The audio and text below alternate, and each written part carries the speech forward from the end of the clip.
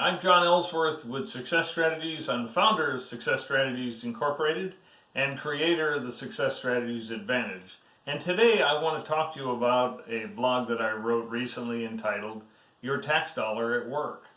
I spent quite a bit of time the last week or two discussing with clients and other dairy producers the significance and the perhaps disappointment is the best term for the federal dairy payout plan that just came to fruition recently. I think a lot of people were disappointed in it, to say the least, and that's why I've entitled this Your Tax Dollar at Work. But in any event, I empathize with producers in their grand disappointment in this program, or the amount that was actually going to be paid out. And as of this day, today, as of this recording, and they haven't actually paid anything out yet, I don't believe. So that should be starting soon. And I empathize with producers that the dollar amounts are rather disappointing. But, frankly, it's just time to move forward. Cash flow has been tough now for 4 years, nearly 4 entire years in this dairy industry. But, you have to ask at some point, what can I do? Here are a couple suggestions for you on ways to improve your cash flow. And you've probably heard me, if you've been watching these twice a month videos that I put out on YouTube, I think you've probably heard some of these concepts before, maybe all of them. But I'd like to list a few for you today, different ways that we could maximize your cash flow in your operation. And this really applies to any business for that matter, any business that has debt associated with it. So first of all, number one, have you optimized your loan structure? And by optimizing it, I mean, have we put as much of your total debt picture, I'm not saying add more debt, but just take the debt that you have, or if you need additional debt to pay for things, then that may be appropriate as well. But optimize your loan structure by putting up to 65% loan to value against items like your real estate, your long-term loans, and as a result be able to decrease or pay down the short-term amounts that are on your revolving feed line of credit, and also on your intermediate term debt such as herd loans or equipment debt. The key outcome of that all is that you'll be able to lower your total payments of principal and interest per month, at least in the interim.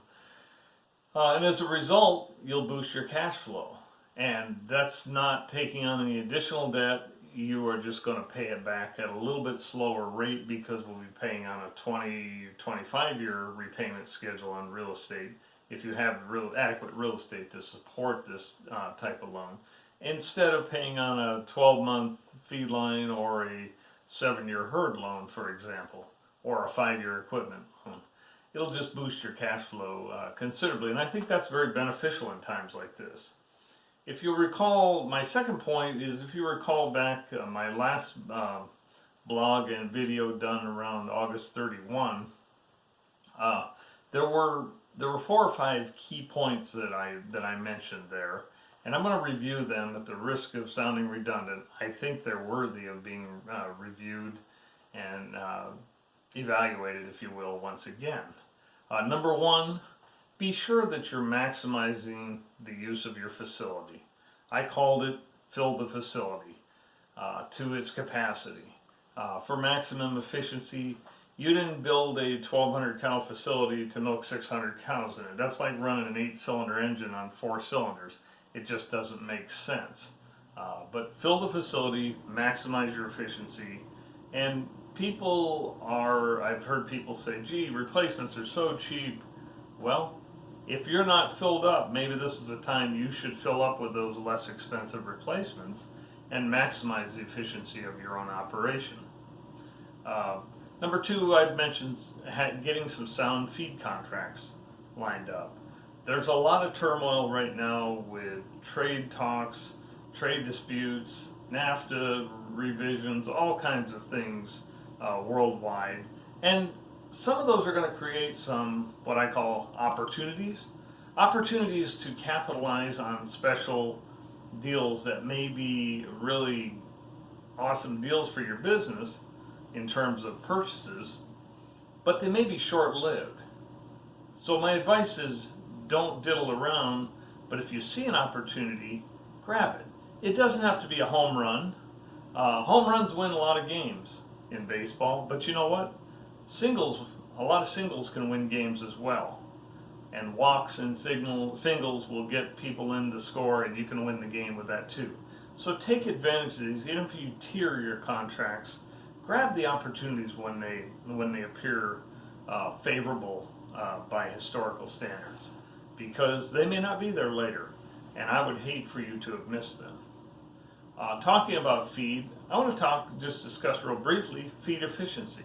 Have you measured it? Have you taken the time to calculate what your energy corrected milk is in your herd if you're running a dairy, and divide that by the amount of feed intakes, which your nutritionist should be able to provide you with? And you will have, or any feed program you use will tell you that as well, you will be able to figure out what your feed efficiency is, and not from a perspective of competing with others, although that's fine too if you want to look at it that way, but compete against yourself. Am I getting better or worse? Am I staying the same? Probably not. But the key is to constantly be going upward in your feed efficiency and getting better at it. Labor, any business, dairies or other business, how many units are you running per hour? In a dairy, how many cows are we milking per hour? How many cows are we milking per man? How many hundredweights of milk are we shipping per month or per day? These are measures that we can measure them every day. And remember, as Dan Sullivan, my business coach, said previously, and I've shared this with you in the past, if you measure something, you can understand it. If you understand it, you can control it. And if you can control it, you can improve it. And that's really what the name of the game is here. Labor efficiency, I guess we just talked about that. Robotics is the fifth one, I believe, that I mentioned. And with the rising costs of labor, workers' comp, benefits, and other taxes and things associated with labor, this is a no-brainer. It's something you've got to take a look at, because your very survival may depend upon it going forward. Doesn't mean you need to automate everything today, but you need to be thinking about it and working forward toward more automation, because it is clearly the wave of the future for those that are going to survive in any industry, including my own. In the consulting industry, we use a lot of automated stuff that didn't used to even exist, and that's really been beneficial to our bottom line and our efficiencies. Far better to spend some time on these. If some of these increase your profits, I think the point that you need to keep in mind, even marginally, if they improve your profits, you're going to be better set for the future. And then if those government dollars that we talked about do come through, you'll be able to better utilize those funds for things such as reducing debt load, overall debt load, or how about putting those funds into an expansion to make your business even more efficient than it currently is. I want to encourage you with this process. I know a lot of people are disappointed in the payouts from these federal programs, but I think the bigger focus should be on what you can do to make your business more efficiently. I hope you found this helpful. Again, I'm John Ellsworth with Success Strategies.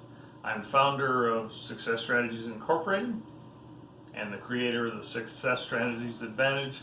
And I want you to know, as you look at all these things and you move forward, if I can help you, please let me know. You can see our website right behind me. That's probably the easiest way to contact me, through that. And I wish you the very best. I'll be cheering for your success going forward. Thank you very much.